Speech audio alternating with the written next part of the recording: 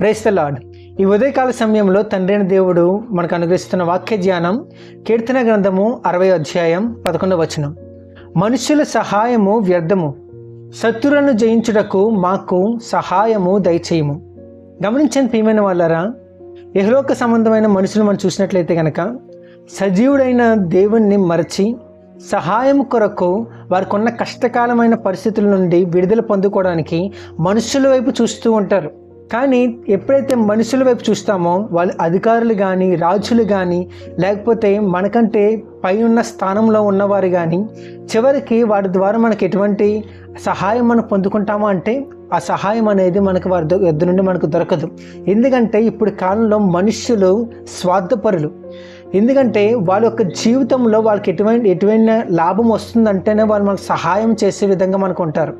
కానీ మన తండ్రి అయిన దేవుని మనం చూసినట్లయితే కనుక ఆయన మనకి ఎల్లప్పుడూ సహాయము దయచేసేవాడుగా ఆయన ఉన్నాడు. ఈ వీడియో చూస్తున్నా నువ్వు ఈరోజు తండ్రి అయిన దేవుడు మాట్లాడుతున్న మాట ఏంటో తెలుసా?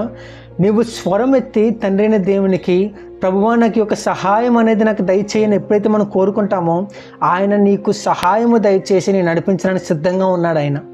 గమనించండి ప్రియమైన వాళ్ళారా, ఈ యొక్క వాక్య భాగంలో మనం చూసినట్లయితే దావీదు భక్తుడి జీవితంలో ఎన్నో కష్టాలు వచ్చినాయి, ఎన్నో ఒడిదుడుకులు వచ్చినాయి, ఎన్నో ఓటములు, ఎన్నో నిరుత్సాహములు.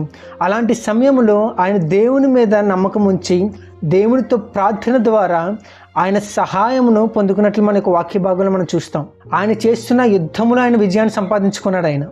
ఆయన మానవులైన యోవాబు ద్వారా కానీ, ఇశ్రాయేలు యొక్క సైన్యము ద్వారా కానీ ఆయన ఎటువంటి నమ్మకం ఉంచుకోలేదు, కానీ దేవుని మీద ఆయన నమ్మకం ఉంచుకున్నాడు. ఎందుకంటే వాక్య భాగం చదివిస్తుంది, మనుష్యులను నమ్ముకున్నట్టు కంటే యెహోవాను ఆశ్రయించటం మేలు, ఎందుకంటే ఆయనే నమ్మదగినవాడు.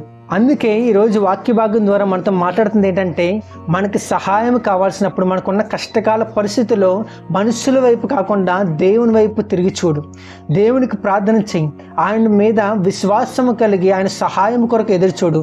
దేవుడు నీ యొక్క జీవితాన్ని మార్చబోతూ ఉన్నాడు, నీ యొక్క జీవితంలో గొప్ప కార్యం చేయబోతూ ఉన్నాడు. అటువంటి కృప తండ్రి అయిన దేవుడు మనకందరికీ కలుగజేసి నడిపించునుగాక. ఆమేన్, ఆమేన్, ఆమేన్.